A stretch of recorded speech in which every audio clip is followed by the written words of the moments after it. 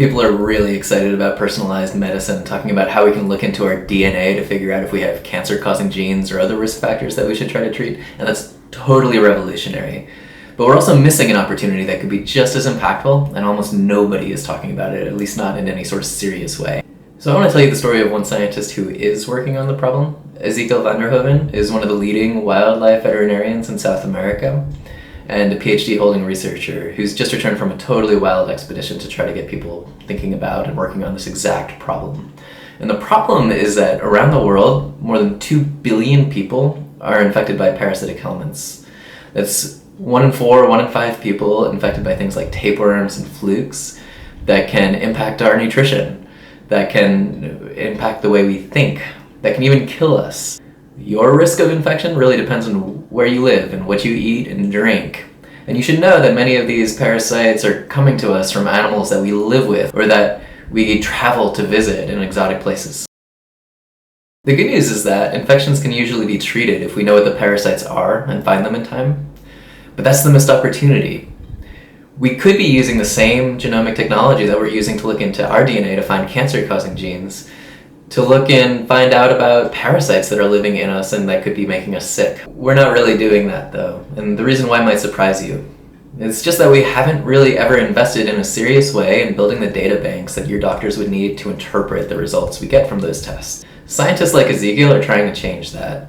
So I'm going to tell their story so that you can appreciate the challenge, but more importantly, so that you can see how close we really are to success if we want it.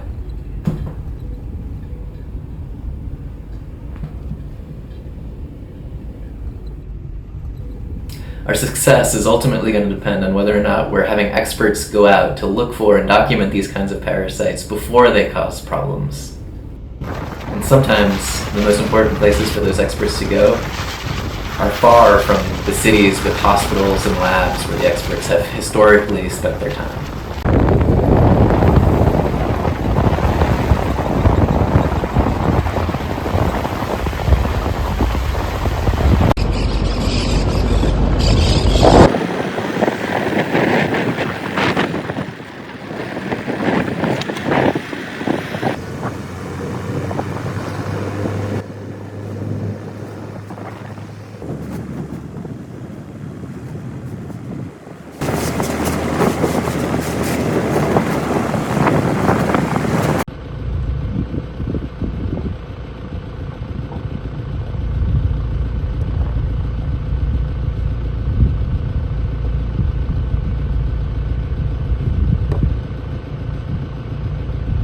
Te estoy filmando, ridículo.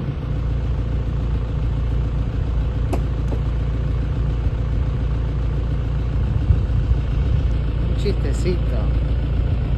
Ezequiel is a veterinarian. He's also a PhD holding parasitologist. He's got the reputation as one of the sort of best wildlife parasitologists in the region. He's established unique relationships with people from the countryside who live very close to livestock and wildlife. Frena. Más despacio. Who are perhaps at elevated risks of infection, but who understand the benefits of working with scientists and working with veterinarians to understand and anticipate and resolve some of these issues before they actually happen.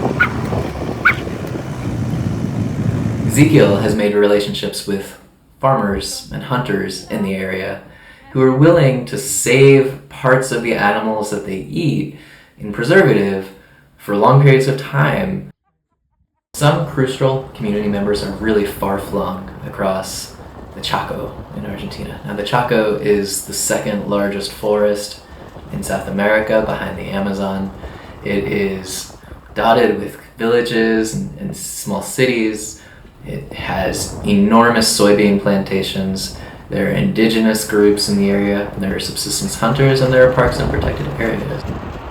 After he meets with his friends and collaborators, Ezequiel rushes a truck full of samples back to a parasitology laboratory in a university where he meets with other colleagues who are experts in the identification of these parasitic elements.